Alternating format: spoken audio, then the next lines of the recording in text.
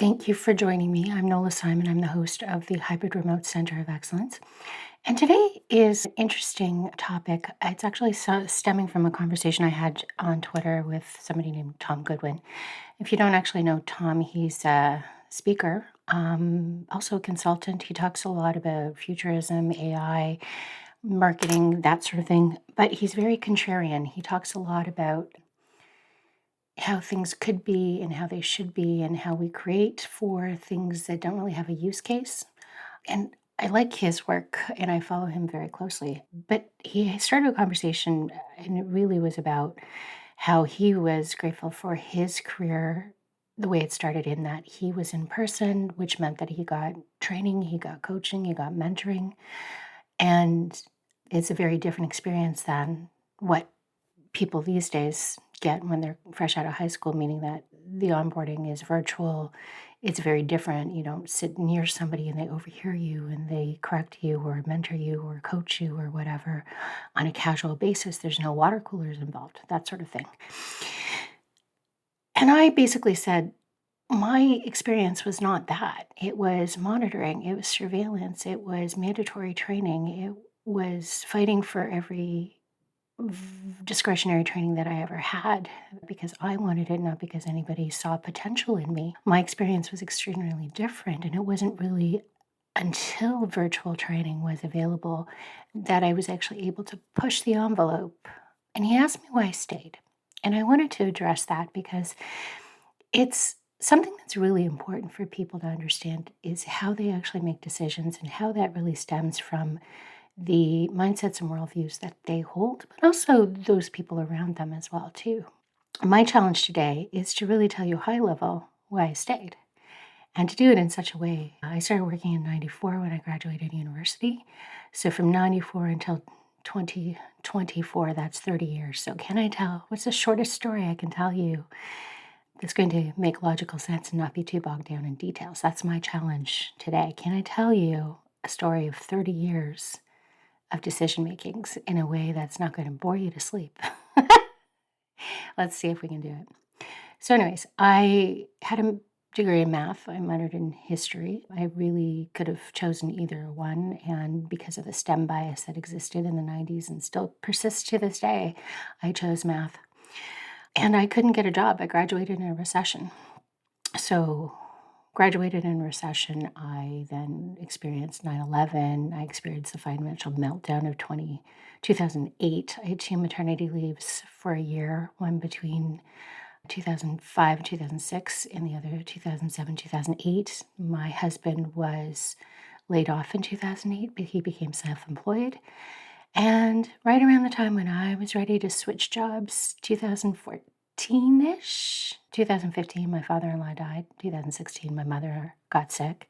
2017, she died. 2018, I had a car accident that destroyed my car and made a million people late for work and almost lost me my license. That's a good chunk of the story. Now, the other part of it is the flexibility that I had. So I started advocating for hybrid remote. At that point, we called it work from home in 2011. And I started a pilot in 2012, had an accident, ended up being a guinea pig because I was the only person allowed to work from home full time because of I broke my foot, so I couldn't walk. And it was either do work from home full time or actually go on leave. And they chose to let me work from home. And that really laid the groundwork for advocating for this type of work and doing the work that I do right now. But it's hard to walk away from. So this is where we get into the mindsets and the worldviews. So I was laid off just after 9/11. So I found it difficult to find my original job. I found it difficult to transition from telecommunications. I worked for a cell phone company in Canada called Rogers. Back then it was Cantel. Then Rogers bought it. And then I found it difficult to transition into financial services, even though I had taken every credential out there. I'm a certified financial planner, if anybody cares. And it took a long time. It took a long time to really transition. And then, of course, after 9/11, the company that I was working for got sold. And I didn't manage to get a new job for almost a year. So I found it difficult to find the type of work that I really valued at that time. And I ended up back in customer service, frontline customer service. The only thing that was different about that particular job, which my mom made me take, was it wasn't as closely monitored. So you had to be on the phones 5 hours a day. So 5 out of 8 hours a day, you were tracked, you were monitored, you had to be logged in. They could look at every single second of every part of your day. But for the other 3 hours, you didn't have to account for that. You could do whatever you wanted to do in terms of work. You could structure your day. So that autonomy really to structure even a part of your day and not have to log every time you went to the bathroom or every time you had a coughing fit or a sneezing fit or you needed to have a snack or go for a coffee, you didn't have that level of surveillance. So that was different because it was I called it almost like a hybrid call center back then too. Hybrid has haunted me my whole life, really, my whole career. That's really part of the mindset as well too. I found it very difficult to transition jobs. I found it very difficult to find the type of flexibility and find work where people actually valued me for all of the skills that I brought. And I've since learned that it's probably because I'm a generalist and I come to things a lot differently than a lot of different people do. I tend to go deep if I can't go complex. And so, for example, when I changed jobs in 2018, it took 14 people to replace me because that's the level of depth that I brought to the work. So that mindset and worldview comes into the fact of when my husband was laid off in 2008 and I had toddlers. Do you stay or do you go? Well, I was to stability. How do you get approved for a mortgage when he's self-employed with less than a year's tenure, even though he'd been doing that type of work for like decades? That comes to it. You stay because there's stability. You stay because of sunk cost. You've got benefits. You've got insurance. You've got perks that aren't necessarily available to you. Just even vacation days, a lot of times it was difficult to negotiate, especially frontline staff. Like a lot of times you're reviewed as being replaceable. It doesn't give you the best negotiating power to walk into a new company and just say, hey, I'm different. Because you're not perceived as different. It really is a story that you have to learn how to tell. And I found it difficult actually even to transition from the American division where I worked to the Canadian division of where I worked because they didn't understand anything about that work either. So if I couldn't even transition within the company that I'd worked for 16 years, how was I going to transition anywhere else? And so you stay because you stay, it's golden handcuffs. You stay because you've got relationships, you've got benefits, you've got perks that are difficult to replace in other companies, especially walking in straight to them. A lot of times, especially before the pandemic, it was difficult to negotiate that level of flexibility. I was working at home 4 days a week. Frontline staff, it's rare that you walk into a new job where you've got that level of flexibility right off the bat because you've got to learn. And the systems were never really redesigned to teach people effective onboarding. And Tom has a point. Like the onboarding is really where things go to die. And that can be true in person as well. I've mentioned this before on podcasts as well. My daughter works in a supermarket. She did onboarding, and one day she had to show up for work before the store opened. They forgot to tell her what door to go to or how she got into the building before it was actually open to the public. That's not onboarding this. That's an in-person thing. So onboarding can be problematic in person or virtual, but it takes a level of intentionality to redesign the existing onboarding for the virtual world, and that's really where it comes down to the initiatives and motivations of the people who want that flexibility. And so I stayed in part because I saw that was having impact and could make a difference in terms of teaching other people and management how to actually do hybrid, which again leads into the work that I do right now. But that's the other thing that keeps you stuck. So it's sunk cost fallacy.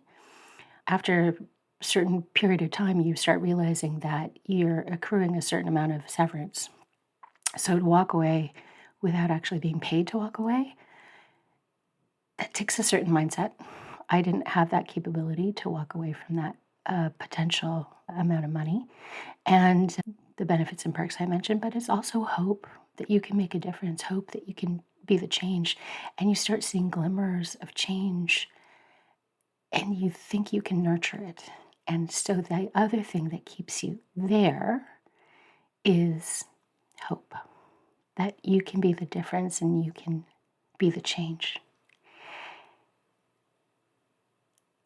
And that's, again, hard to walk away from. It was one of the things that I think when they actually tried to downgrade my job and offer me a different job that effectively was constructive dismissal, I think they thought I would stay because of the hope that I had for the changes that I was making with the employee resource groups and the family and the hybrid work and all of the volunteer work that I wasn't getting paid to do. I think they thought that I was devoted to it enough that I would stay no matter what happened to the actual job.